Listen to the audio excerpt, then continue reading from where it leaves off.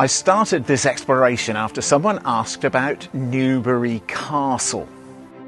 We all probably know of Donington Castle, standing sentinel over Newbury. But where is or was Newbury Castle?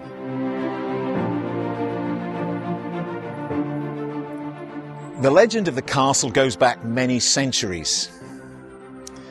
In 1592, just a few decades after it was built, Queen Elizabeth I stayed at Shaw House when she visited Newbury.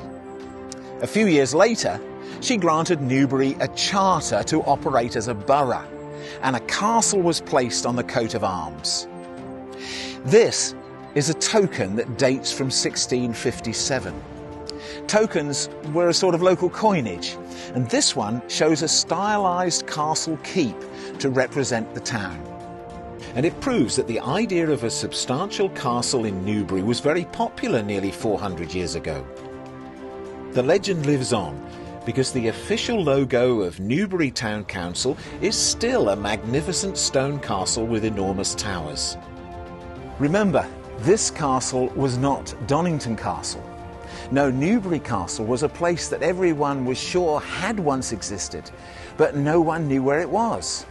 So what I want to find out is, did Newbury Castle ever exist?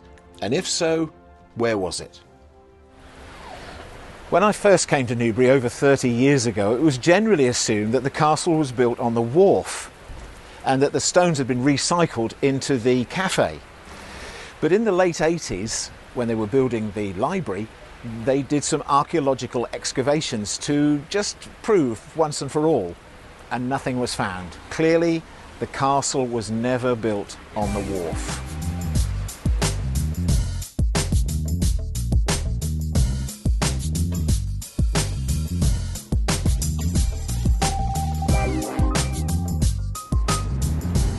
To locate this elusive castle, we need to track down some documents. And the earliest record we can find dates to 1152 during the reign of King Stephen. It records the life of Guillaume Marechal, who was a knight that lived during the reign of 5 early English kings. 1152. That takes us back to less than 100 years after the Norman conquest and drops us right in the centre of a family power struggle. Let me explain. When William the Conqueror died, the throne eventually passed to his 4th son, Henry I, who ruled for 35 years. When he died, he was buried at Reading Abbey, where his bones still lie, hidden somewhere under the ruins. Or maybe a car park. Normally, of course, the rules of succession are pretty simple, but not in the case of Henry I. During his life, it all looked pretty straightforward. Unfortunately, a problem arose when King Henry's only legitimate son died in a cross-channel ferry incident known as the White Ship disaster, leaving only his daughter, the Empress Matilda, to be the successor. Now, Henry was quite happy with this, but on his death, a feud erupted that lasted 20 years. The trouble was that Matilda had lots of cousins, including one, Stephen of Blois, who figured that Henry's death presented an ideal opportunity for him to seize the throne. As you might expect, Matilda was not impressed, and so began a long and extremely violent civil war that brought Britain to its knees. It wasn't known by historians as the anarchy for nothing.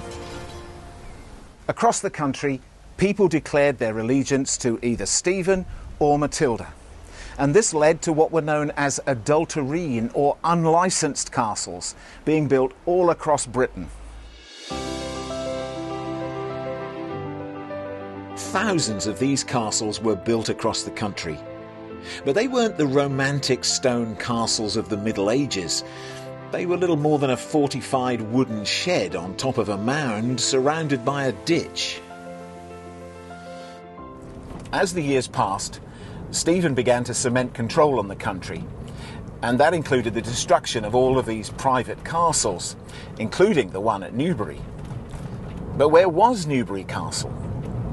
The legend of Stephen's attack on Newbury Castle tells us that it was defended by William Marshall's father, John, who lived at Hamstead Marshall. Coincidentally, there are 3 ancient mounds just over the other side of this wall here in the park that historians say could well have been the site of John's castle. Now, I can't see over the wall, but Google Earth's cameras can. The trouble is that they are a bit out of the way, and they don't look all that impressive. Certainly not enough to give Stephen any trouble. Certainly not as impressive as the castle in Oxford that protected Empress Matilda.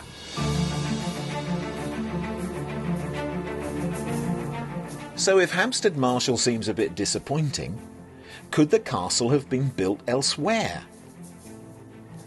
When I was researching this video, I came across a fascinating article that suggested another possible location. Elizabeth Chadwick is an authoritative writer of historical novels, many of them set in this chapter of history. On her website, she suggests an alternative site for Newbury Castle, Speen House. It makes a lot of sense. While Hampstead Marshall is rather remote, Speen House stands by an ancient road system. It has a commanding position across the countryside and is very close to Newbury. Another reason that Speen House could be the place is that it has the remains of ancient earthworks there. Of course, there's nothing there now. The current house is only just over 200 years old, so until archaeology discovers some hard evidence, the idea that Newbury Castle once stood here is just that, an idea. So what can we conclude? Sadly, it's just not possible to decide where Newbury Castle is. It definitely was not on Newbury Wharf, but it might have been in Hampstead Marshall, or it might have been built where Speen House now stands. But if you're expecting it to look like the castle on the Newbury coat of arms, you'll be disappointed. Compared with the earthworks at Donington, it seems the Motte Bailey style of Newbury Castle would be quite modest and surmounted by only a wooden fort. So you could be forgiven for asking maybe one last question. Did it ever really exist? The only mention we have of it is a story compiled by a French poet from memoirs of William's friends and family. It might be true, or maybe, like Shakespeare, the author took real characters and created a fictional world for them, including Newbury Castle. While we may never know about Newbury Castle, the characters are real enough. John Marshall's son, William, grew up to be a famous knight and great statesman. In fact, it could be said that his life of jousting and crusades was the template upon which all the great works of fiction like Ivanhoe, Robin Hood and King Arthur were based. He became a royal bodyguard. He was one of the signatories of Magna Carta. And when he died in Caversham, only a few miles up the road, his body was taken to London and buried in the Temple Church, the headquarters of the legendary Knights Templars. What happened to King Stephen? Well, after 20 years of fighting rebellions across the country, his kingdom was invaded by Matilda's son Henry. By this time, Stephen was a tired old man with no heir, so the two men met here at Wallingford Castle and negotiated a treaty that confirmed Henry as his successor. The following year, Stephen died and Henry II became king. It was the start of the Plantagenets and an era of knights and crusades.